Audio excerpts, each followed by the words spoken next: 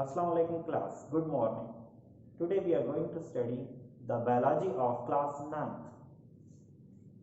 The chapter number 8, nutrition.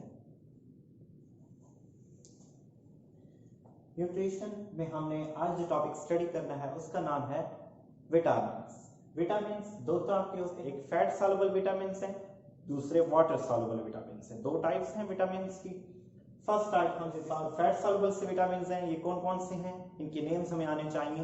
तो हम देखते हैं कि विटामिन ए जो है रेटिनोल, इसे हम कहते हैं। विटामिन डी एर्गो या कोली कैल्सीफिरोल इसे हम कहते हैं। और विटामिन ई जो है इसका नाम है टोकोफिरोल। और इसके अलावा विटामिन के का नाम है नाफ्थोक्विनिन या इसका नाम हम फाइलोक्विनिन भी इसे हम कह देते हैं। ठीक है, अब इसके बाद हम देखते हैं जो है हमारे पास वाटर सॉल्युबल विटामिन हैं, वो कौन कौन से हैं।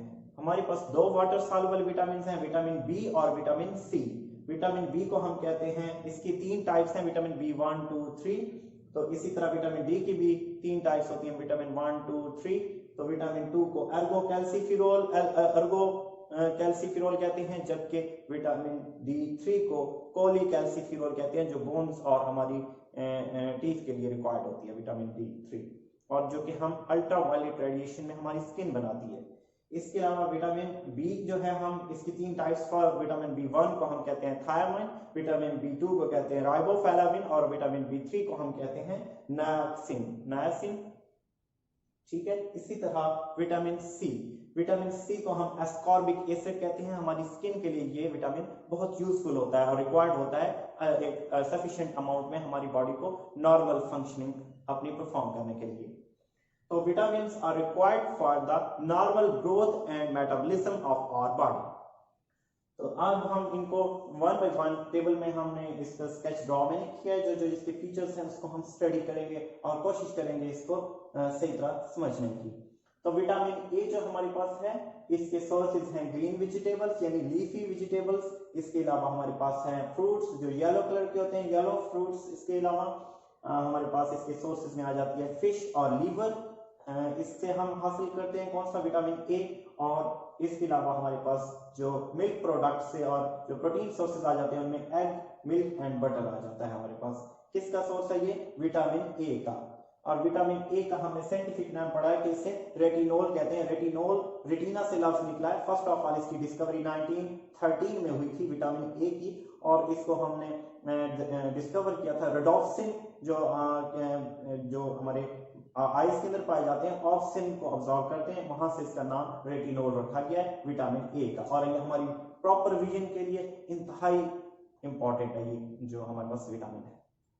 अब हम इसके फंक्शंस देखते हैं। सोर्सेस के बाद इसके फंक्शन है कि ये हमारी विजन को डिम लाइट के अंदर मेंटेन करता है, हमें देखने के काबिल बनाता है डिम लाइट के अंदर। यानी कि जब आप कम लाइट में स्टडी कर रहे होते हैं या अंडर द स्टडी लैम्प, आप जो आप टेबल लैम्प जिसे हम कहते हैं उसके अंदर आप जब स्टडी कर रहे होते हैं तो आपका हेल्प आउट कर रहा होता है हमारा जो विटामिन ए है। इसके अलावा सेल की डिफरेंशिएशन, सेल डिवीजन के दौरान सेल डिफरेंशिएशन होती है, जिससे ऑर्गन के यानी कि स्पेशलाइज्ड सेल बनते हैं, यानी हमारे ऑर्गन के सेल बनते हैं। तो उसमें ये जो हमारा फीटस डेवलपमेंटल स्टेजेस होती हैं उसके अंदर हेल्प आउट करता है विटामिन ए। और थर्ड इसका रोल है ग्रोथ एंड इम्यूनिटी, यानी कि एक डेवलपिंग बेबी जो कि ग्रो हो रहा होता है फर्दर और वो एडोलेसेंस की तरफ जा रहा होता है, तो उसके अंदर रिक्वायर्ड होता है हमें विटामिन ए। और ये इम्यूनिटी क्रिएट करता है ग्रोइंग बेबी में टुवर्ड्स द डिजीजेस, और उसकी विजन को प्रॉपर्ली मेंटेन रखता है। कौन सा, विटामिन ए। अब इसके सोर्सेज के बाद इसके अगर डेफिशिएंसी बॉडी में हो जाए तो कौन से सिम्टम्स अराइज करेंगे। ऑब्वियसली इसके अंदर हमारा फर्स्ट सिम्टम होगा वो क्या होगा, ब्लाइंडनेस हो जाएगी। अगर विटामिन ए की डेफिशिएंसी है तो आपकी ब्लाइंडनेस हो जाएगी, आपको विजिबिलिटी जीरो हो जाएगी आपकी। सेकंड हमारे पास सिम्टम आ जाता है पुअर ग्रोथ। ये ग्रोथ को क्योंकि मेंटेन कर रहा है ग्रोइंग बेबी में, तो otherwise in its deficiency the growth of being goes to stunt growth की तरफ जाना शुरू हो जाते हैं, रिटार्डेशन हो जाती है ग्रोथ के अंदर, उसकी जो ग्रोइंग स्पीड है वो कम हो जाती है या बिल्कुल रुक जाती है ग्रोइंग बेबी की। इसके बाद स्किन आपकी ड्राई हो जाती है। विटामिन ए जो है आपकी स्किन को मॉइस्ट रख रहा होता है और स्किन सेल्स को रीग्रो करा रहा होता है ग्रोथ के अंदर। तो in case of deficiency the skin becomes dry. इसके बाद सेकंड विटामिन जो हम स्टडी करते हैं वो है विटामिन सी। विटामिन सी का रोल है इसको हम सोर्सेज इसके देखते हैं तो वो है citrus fruits, leafy vegetables again, and the third source is a bees vegetable, यानी कि बड़े एनिमल्स जो होते हैं उनको उनमें हमारे पास बफेलो हो जाती है, काउ, इनका जो लीवर है इससे हम हासिल करते हैं कौन सा, विटामिन सी। विटामिन सी का आपको मैंने बताया है ऑलरेडी कि एस्कॉर्बिक एसिड इसे हम कहते हैं। तो इसके हम नेक्स्ट फीचर में देखते हैं कि विटामिन सी जो है सोर्सेज इसके हमने स्टडी कर लिए हैं। अब हम इसके देखते हैं कि इसकी हमारी बॉडी के अंदर फंक्शंस क्या हैं विटामिन सी के। तो कोलेजन फाइबर को बनाने में, उसकी फॉर्मेशन में हमारे लिए हेल्प आउट करता है हमें विटामिन सी। कोलेजन हमारी बोन्स को फ्रेमली हेल्ड रखते हैं, ठीक है। और इसके अलावा हीलिंग ऑफ वोन्स, आपके जख्मों को रिकवर करने में, स्किन को जल्दी रिग्रो होने में हेल्प आउट करता है विटामिन सी यानी एस्कॉर्बिक एसिड। और हमारे पास थर्ड जो चीज आ जाती है वो है फंक्शनिंग ऑफ इम्यून सिस्टम, हमारे कुव्वत मदाफियत यानी हमारे मदाफियाती निजाम जो डिफेंस प्रोवाइड करता है हमें जर्म्स के खिलाफ, उसमें हेल्प आउट करता है कौन, हमें विटामिन सी एस्कॉर्बिक एसिड। अब इसके बाद इसकी डेफिशिएंसी से अराइज होने वाली कंडीशंस कौन सी हैं, कौन कौन से मसाइल हमें पेश आ सकते हैं विटामिन सी की डेफिशिएंसी में। तो फर्स्ट इसकी हमारे स्कर्वी एक डिजीज है जिसमें क्या होते हैं बेटा, जो कोलेजन फाइबर होते हैं वो लूज हो जाते हैं, वो सही फॉर्म में, मैच्योर फॉर्म में वो बन नहीं सकते, उनमें डेफिशिएंसी होती है, जो कि लूजन टाइप के कोलेजन डेवलप होते हैं जिसकी वजह से हमारी स्किन जो है वो डैमेज होना शुरू हो जाती है। तो इसके अलावा पुअर वोंड हीलिंग, जो वोंड्स हैं, जख्म है, वो सही तरह हील नहीं कर पाते, उनकी रफ्तार हील करने की कम हो जाती है विटामिन सी की डेफिशिएंसी में। और इसके अलावा ब्लीडिंग गम्स, यानी कि आपकी जो गम्स हैं, मसूड़े हैं दांतों के, वो क्या हो जाते हैं, वहां से खून आना शुरू हो जाता है विटामिन सी की डेफिशिएंसी से। और इसी तरह जॉइंट्स भी इंटरनल ब्लीडिंग करते हैं, दर्द करते हैं, इंटरनल ब्लीडिंग होती है विटामिन सी की डेफिशिएंसी से।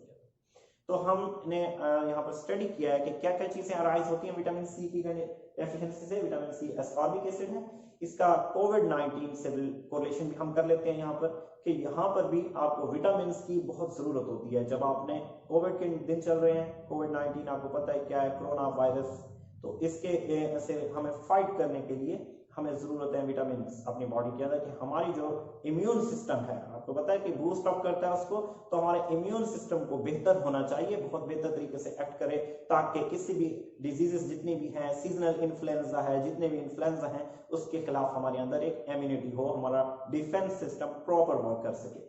तो इसके बाद हम देखते हैं जो नेक्स्ट हमारा लास्ट एंड थर्ड विटामिन है, ये हमने स्टडी करना है, वो है विटामिन डी। विटामिन डी के सोर्सेस हैं फिश लीवर ऑयल, इसके अलावा मिल्क, घी एंड बटर, ये सारे मिल्क प्रोडक्ट्स हैं। इसके बाद हमारे पास जो लास्ट है कि इसको हमारी स्किन भी सिंथेसाइज कर सकती है on exposure to the ultraviolet rays coming from the sun, सूरज से आने वाली अल्ट्रावायलेट रेज से जब हम अपनी बॉडी को एक्सपोज करते हैं।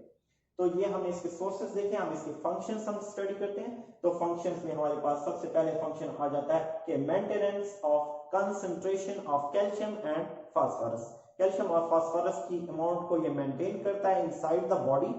इसके अलावा इसकी जो इससे अराइज होने वाली कंडीशंस हैं वो दो हैं, एक को हम कहते हैं रिकेट्स, दूसरी है ऑस्टियोमेलासिया।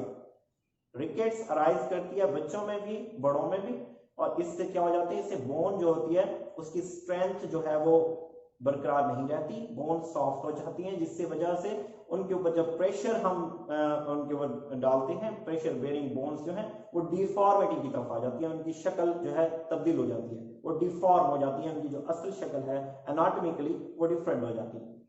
तो इसके बाद हम देखते हैं द सेकंड कंडीशन ऑस्टियोमेलासिया है, ठीक है। ऑस्टियोमेलासिया के अंदर बोन वीक होना स्टार्ट हो जाती है, बोन के ऊपर कैल्शियम डिपोजिशन कम हो जाती है, और क्या होता है फाइनली वो भी डिफॉर्मिटी की तरफ चली जाती है, जिसकी वजह से बोन के अंदर फ्रैक्चर के चांसेस बढ़ जाते हैं। ऑस्टियोमेलासिया एक ऐसी कंडीशन है जिसके अंदर कैल्शियम की क्वांटिटी कम हो जाती है बोन के अंदर, और इससे क्या होता है बोन के अंदर फ्रीक्वेंट फ्रैक्चर्स के चांसेस होते हैं, फ्रैक्चर बहुत इजीली हो जाता है। तो हमने यहाँ स्टडी किया अब तक कि विटामिन क्या होते हैं, विटामिन की टाइप्स को स्टडी किया है, और उनके फंक्शंस और उनकी डेफिशिएंसी से अराइज होने वाली कौन कौन सी कंडीशंस हैं।